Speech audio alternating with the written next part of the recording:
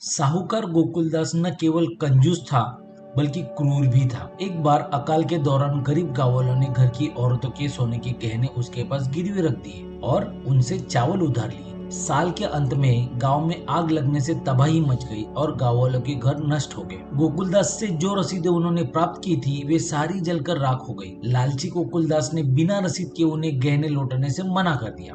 गांव वालों ने उससे दया की प्रार्थना की।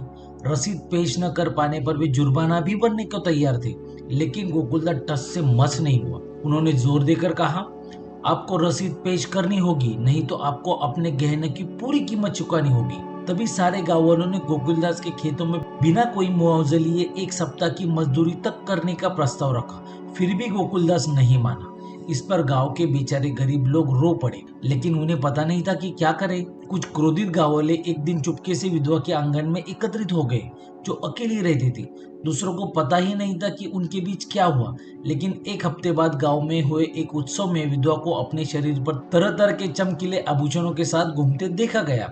सैकड़ों लोगों ने उसे आश्चर्य से देखा, लेकिन कम ही लोग जानते थे कि उसने जो पहना था वो नकली गहने थे। आधी रात को 4 डाकुओं के एक गिरोह ने उसके घर पर धावा बोल दिया और तलवार की नोक पर उसे अपने गहने उनके हवाले करने के लिए कहा।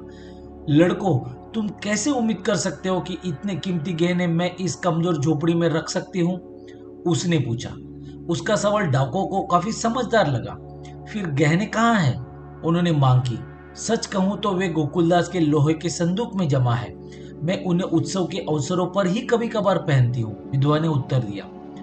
डाकुओं ने विधवा के हाथ पांव बांध दिए और कहा, हम जल्दी ही पता लगा लेंगे कि तुम सच बोल रही हो या फिर झूठी। फिर हम तुम्हें आजाद कर देंगे या फिर मार भी डाल सकते हैं। डाकू गोकुलदास के घर लूटपाट करने वो पहुंच गए और उसे अपनी संदूक खोलने के लिए मजबूर किया। वहां गहनों को गट्ठर पाकर वे बहुत खुश हुए।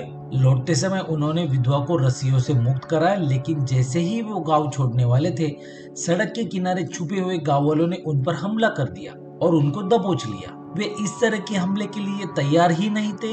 उन्होंने हार मान ली और अपनी लूट को मौके पर ही छोड़कर भाग गए। गांव वाले गहनों को विधवा के घर पे लेके गए।